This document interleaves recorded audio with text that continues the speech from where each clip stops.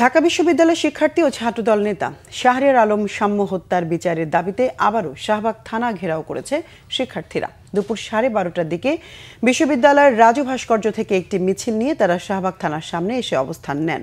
শিক্ষার্থীদের পূর্ব ঘোষিত 48 ঘন্টার আলটিমেটাম শেষে তারা শাহবাগ থানা ঘেরাও করেন। এর জেরে শাহবাগ থানার সামনে আইনশৃঙ্খলা বাহিনীর নিরাপত্তা ব্যবস্থা জোরদার করা হয়েছে। শিক্ষার্থীরা জানিয়েছে, এই খুনের সঙ্গে জড়িতদের দ্রুত সময়ের মধ্যে গ্রেফতার করে আইনের আওতায় আনতে হবে।